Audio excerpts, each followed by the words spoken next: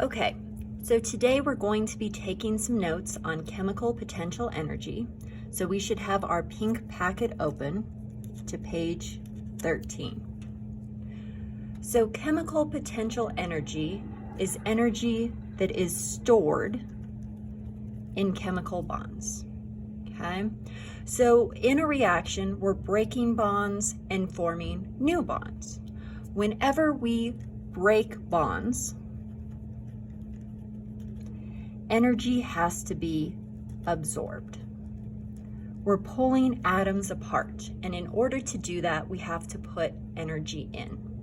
Now remember, when we said energy is absorbed, we represent our energy with a positive value. The positive tells us that energy is going in, okay? So when we break bonds, we have to put energy in. When bonds form, energy is released. Energy going in is positive, energy being released is negative, okay? So here's how this kind of works. I've got this big complex compound. Don't worry, you don't have to draw anything like this, but here's how we would figure out how much energy is stored in the bonds in this molecule, okay? So we've got some values in the table down below. All of these values have been determined experimentally. So scientists have gone into the lab, they've done calorimetry, they've figured out how much energy is released when we're breaking these bonds, when we're forming these bonds, or how much energy is being absorbed when we are breaking these bonds, okay? So here's how I would figure out how much energy is stored in this molecule in terms of chemical potential energy, okay?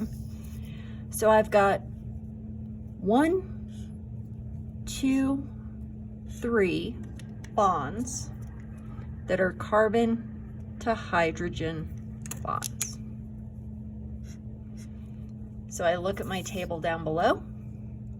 A carbon-hydrogen bond is worth 411 kilojoules for every mole that I have, okay? Now, because I have 3 of these, 1, 2, 3, I'm going to multiply this value by 3. So when I multiply that by 3, 1,233 kilojoules stored in these 3 bonds, okay? So if I had a whole mole of this compound, I would have 1,233 kilojoules of energy from those 3 bonds, okay? This one here is a carbon-to-carbon bond. Carbon-to-carbon bonds are going to be worth a different amount of energy. Carbon-to-carbon bonds are 346 kilojoules per mole.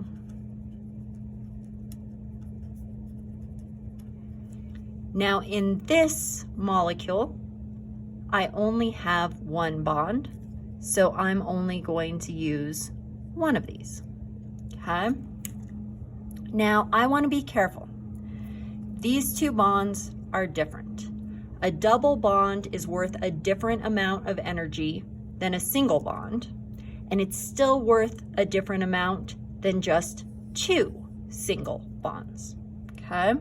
So when I look at this, a carbon to oxygen double bond is worth 745 kilojoules per mole.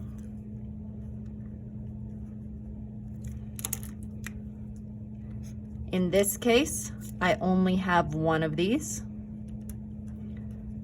so I'm only going to leave it as 1. A carbon to oxygen single bond, again, was a different amount. 358 kilojoules per mole. Sorry, yep.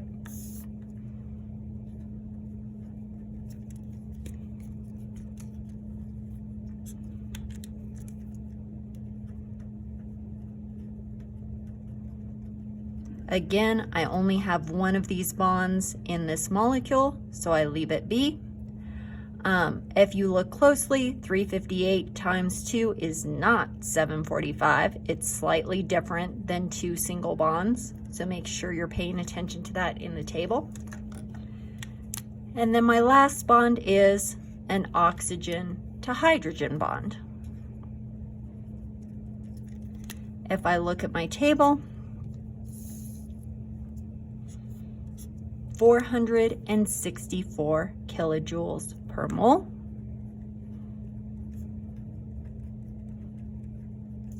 Again, I only have one of these bonds in this molecule, so I only have one. Okay, be careful. This guy, 1, 2, 3, I multiplied him by 3. Everybody else was a 1, so I left him alone. So to figure out the total average stored energy, I would just add all of these up. Plus, plus, plus, plus. Okay. So when I add all of these numbers together, 1,233 plus 346 plus 745 plus 358 plus 464, I should get 3,146 kilojoules for every 1 mole of this compound that I have. Okay, so remember 1 mole, 6.02 times 10 to the 23rd molecules. I need to have a lot of these, but if I have 1 mole of these, that's how much energy is potentially stored within the bonds. If I am breaking these bonds, I would have to put in this much energy to pull them apart. If these bonds are forming, this much energy would be released as these bonds came together. Okay, so on page 15, we have a table that shows us our different types of bonds. Take a couple minutes, try problem number 1, go through, make sure you're looking at the different types of bonds. So carbon, hydrogen, and how many of those you have, as well as carbon-carbon, which is a different type. Make sure that you're looking up in your table. Okay, so I've got carbon, hydrogen, and I've got carbon, carbon. Make sure you're going through and adding those all up. Take a couple minutes, solve problem number 1.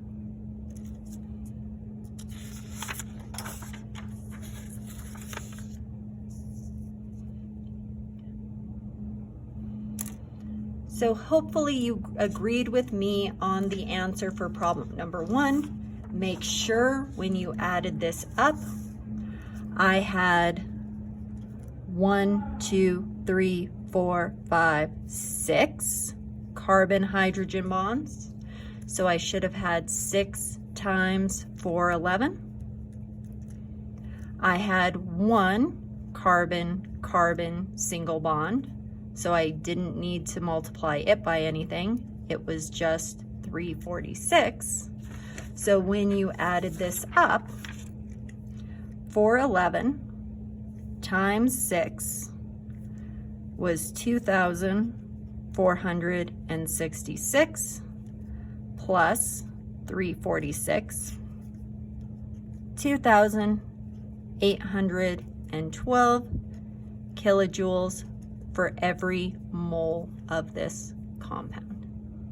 Okay, take a couple of minutes, try number 2, check your answer on the video. Once you solve number 2, try number 3, check your answer on the video. Number 4 is going to be slightly different. We're going to talk about that in the second video.